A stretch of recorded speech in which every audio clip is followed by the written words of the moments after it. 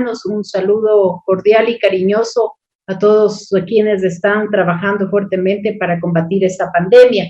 Quiero primero decirles que realmente este día y estos días han sido intensos para las comisiones y para la Asamblea Nacional, y efectivamente los ojos del país están sobre las espaldas de los asambleístas, quienes debemos actuar de una manera transparente, de una manera ética, pero sobre todo precautelando los intereses de los ecuatorianos, que los discursos partidistas y las euforias personales queden a un lado, cuando de por medio tiene que estar un debate serio y un debate objetivo sobre todas las propuestas que han sido remitidas y tratadas en las distintas comisiones.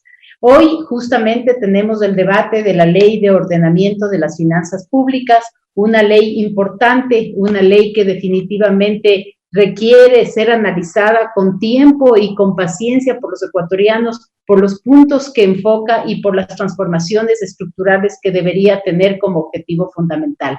Y esta ley, que es la que hoy nos ha convocado, no es la primera vez que la debatimos y la conocemos. Textos similares ya fueron incluidos en la Ley Económica Urgente, que en noviembre del año pasado la Asamblea archivó y que fue remitida por el Ejecutivo.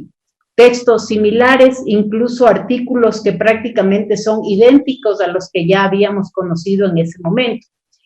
Inclusive textos que en ese momento se calificaron como errores, que hoy no entendemos por qué están siendo nuevamente incorporados y que han sido insistentes en su presentación. Y uno de estos tiene relación con un tema que largamente ya varios asambleístas han mencionado, y es el que pretende considerar como institución del sector público al Instituto Ecuatoriano de Seguridad Social y también al Instituto de Seguridad Social de las Fuerzas Armadas y de la Policía Nacional.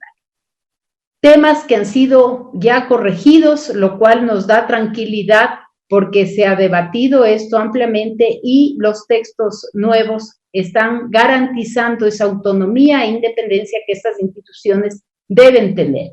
Pero también se incorpora el tema de las autonomías y se deja entrever la importancia que los gobiernos autónomos descentralizados tienen en este momento, pero su independencia y su autonomía tiene que ser respetada y tiene que ser mantenida con el tiempo. Se llama la atención, y me llama la atención en todo caso, la insistencia sobre estos textos, y yo creo que la mejor manera, y en eso insisto y me ratifico, de procesar una ley es a través de los consensos, de los diálogos, de los debates abiertos y de una participación amplia que deje tranquilidad a todos los actores involucrados y sobre todo importante y honesto diálogo entre las distintas funciones del Estado. Una buena ley y una buena norma no puede ser procesada bajo la presión política ni los textos sorpresas que llegan a la Asamblea Nacional, porque los resultados no siempre son los mejores. De hecho, del texto que se recibió al texto que hoy tenemos, hay cambios importantes, hay cambios relevantes, y eso nos permite estar mucho más tranquilos sobre las decisiones y la votación que en un momento determinado deberemos asumir sobre los mismos. La programación de las finanzas públicas es fundamental para fortalecer la dolarización y para proponerle al país un escenario confiable de inversión y de desarrollo. De la adecuada programación y ordenamiento de estas finanzas públicas depende en gran medida el éxito de las políticas públicas.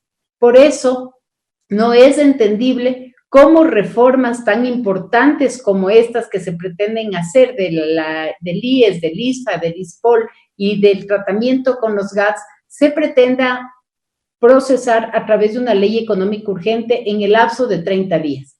Sin embargo, aquí estamos y la Asamblea Nacional debe cumplir con su obligación y el tratamiento de estos proyectos de ley dentro de los plazos que la Constitución así lo plantea, porque debemos superar el escenario político para proteger los mejores intereses del país y de la gente a la que representamos.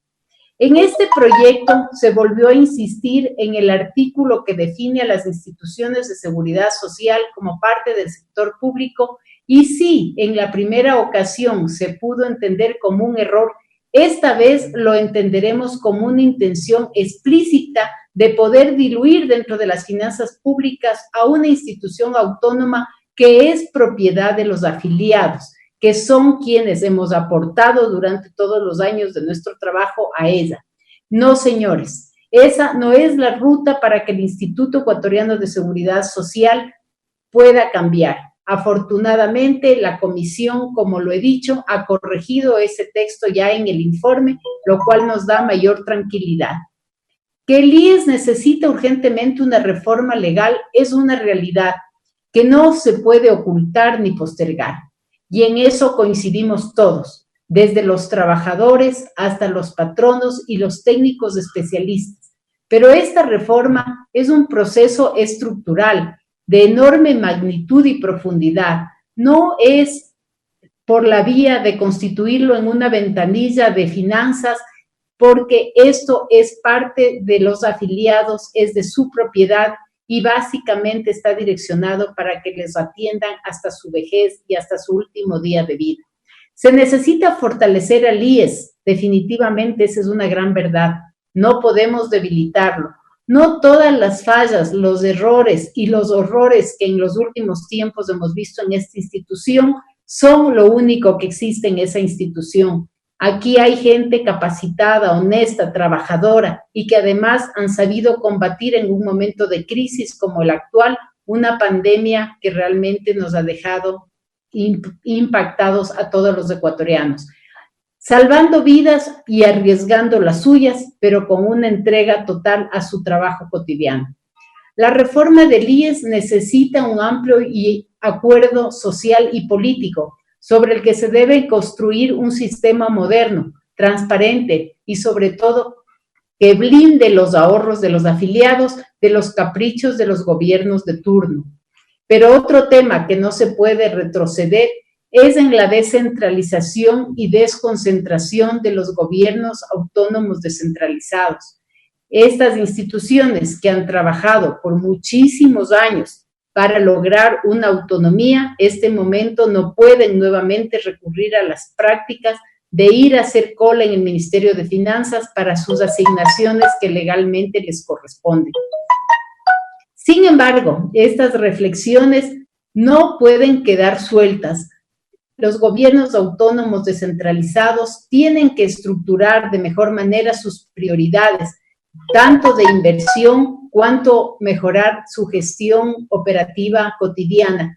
Existen realidades nacionales y locales en donde definitivamente las alcaldías aún le merecen una explicación a los ecuatorianos y a sus mandantes.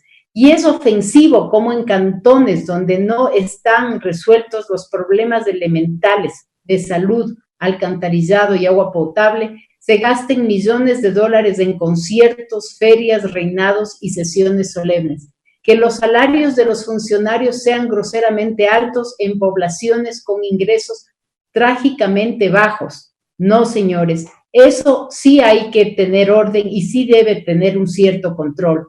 El Ecuador necesita que todos pensemos en función de país y de la gente. Ya basta de vivir entre la corrupción y el populismo. Ya basta de echar las culpas a otros y de evadir las responsabilidades. Ya basta de seguir improvisando en cada caso y de que cada uno jale el agua a su molino. Descentralizar no significa sálvese el que pueda. Descentralizar es pensar estratégicamente en cada territorio, en sus potencialidades productivas, en sus prioridades económicas y en que con los aportes del territorio se construye un gran país que es el Ecuador. Finalmente, este código debe incorporar mecanismos efectivos de transparencia y publicidad, tanto del gasto como del endeudamiento. Definitivamente, hablar de las finanzas públicas es importante, pero con honestidad y sensibilidad. La economía no son solamente macrofinanzas y mecanismos burocráticos de hacer contabilidad. La economía es, en primera instancia, el pan en la mesa de cada ciudadano, la salud garantizada, la vejez en paz, una educación pública decente y un trabajo digno para todos los ecuatorianos. Si perdemos de vista esas prioridades, no habremos aprendido absolutamente nada. Y esta gran pandemia y esta gran tragedia no solamente que debe enseñarnos nuevas prácticas, sino que debe dejarnos buenas lecciones.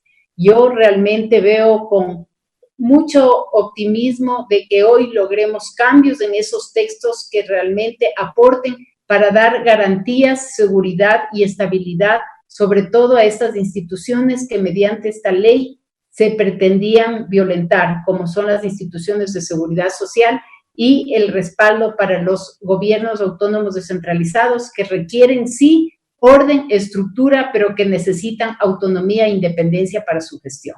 Gracias, señor presidente, señores asambleístas. Era la intervención de la asambleísta de Pichincha por Alianza País, Elizabeth Cabezas, quien manifestó en su intervención que la Comisión del Régimen Económico ha corregido varios temas que en el proyecto